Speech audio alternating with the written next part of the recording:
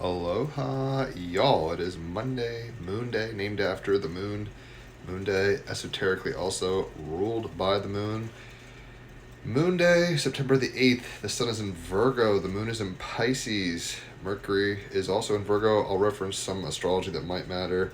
The North Node in Pisces is opposite the Sun Mercury conjunction. Saturn is retrograde, conjunct Neptune retrograde, and they are conjunct the moon in Pisces.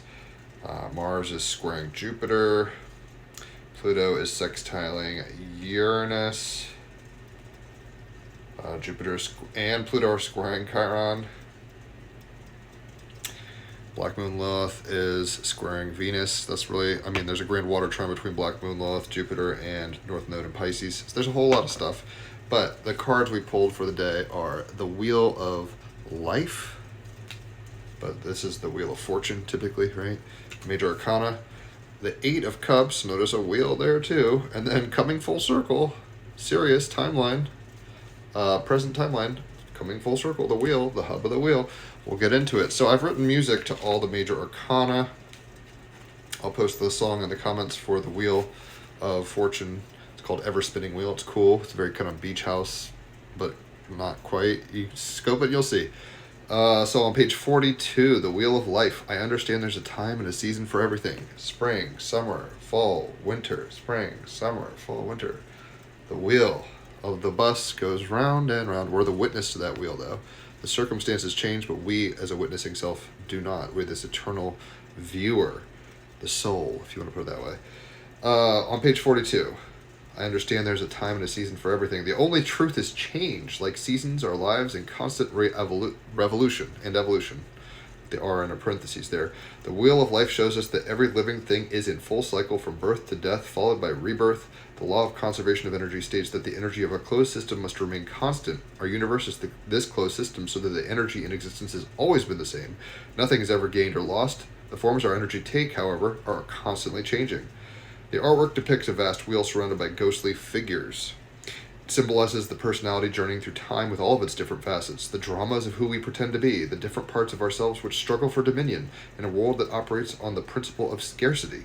The belief there is not enough produces such struggle, such suffering. There's not enough time, there's not enough money, there's not enough love, whatever it is, there's not enough. The ghosts of the past and the ghosts of the future dance to the great wheel of time, searching out who we were, what we said, what might have been, seeking where to go, what might occur.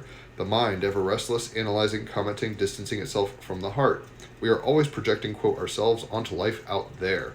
However, viewed through the lens at the center, the all-seeing eye reminds us that there is a constant, unchanging center to all changing phenomena. It's true our lives are in a constant process of change and evolution.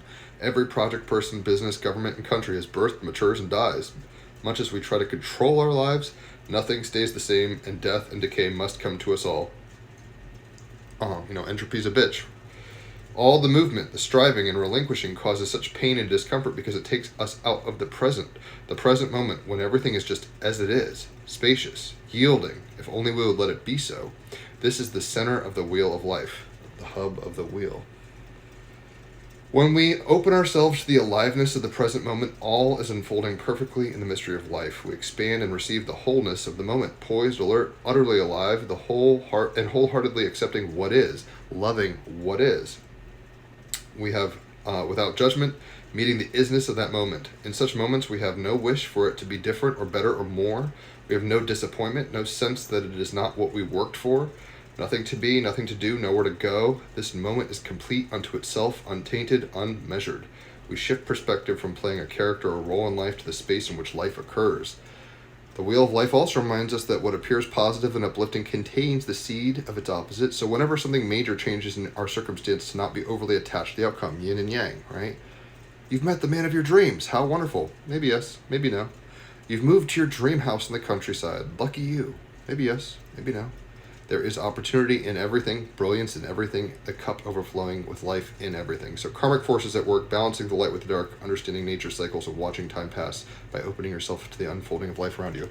With that lunar, what was it called? Full moon lunar eclipse yesterday, we are cutting some major chords and shifting some timelines, right? North Node in Pisces opposite that Sun and Mercury. and Saturn conjunct the moon in retrograde. The moon going through Saturn retrograde and Neptune conjunct. We're changing. Pluto retrograde in Aquarius, Uranus retrograde in Gemini. It's like a lot of change. We got the Eight of Cups as the clarifier. So if you're a cup, you're a water sign. Cancers, Scorpios, and Pisces.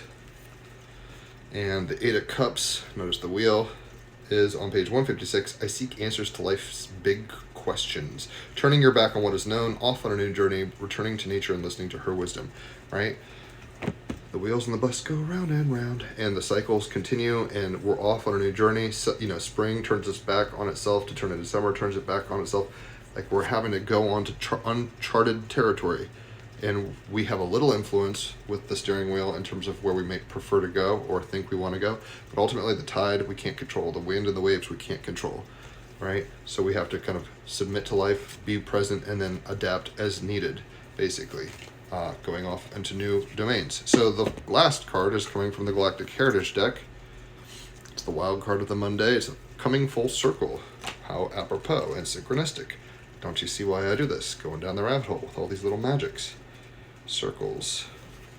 Coming full circle on page 99. I've got 99 problems, but being a witnessing self ain't one. Right? We're all in the meat suit witnessing from God mode, basically. So number 60, Sirius, coming full circle, present timeline. In the ancient days, the Syrians placed codes within our DNA to help us evolve when the time was right. That time is now. Humankind is awakening as the Syrians had hoped. Their task has come full circle. If you pulled this card, then you have a connection to that ancient Syrian past, and because of humankind's awakening, you have recently completed a karmic pattern held for thousands of years. I've been told I'm related to the Syrians, but who knows. You may feel subtle energies of completion, or you may be feeling nothing at all, but if you have any guilt about things left undone in the ancient past, it is not necessary to hold that pattern any longer. Let the water take it away. It's recommended you read other cards, blah, blah, blah. This card's connected to ancient Syrian when our ET forefathers committed to long-term goals and completed most of them. When we complete goals or complete a cycle, we come full circle and are ready to start a new cycle of learning. If this card comes up in a reading, it's very possible that you have just completed a cycle of learning and are ready to start a new one. If you feel this is not true and that you're currently stuck in a situation, then you can interpret this to mean that with all the work or avoidance you have done regarding an issue, you are coming full circle around to confront it again, giving you an opportunity to transform it once and for all. That's what this full moon lunar eclipse was, basically, and this eclipse season is. Look to the other cards for further clarification if you need it. If you are contemplating a serious decision in life and you feel that you have completed your past lessons, then this is a great time to take a leap of faith into the unknown and begin a new cycle of learning and growth, right? Jumping into the unknown, turning your back on what is known, being the center of the wheel, coming full circle.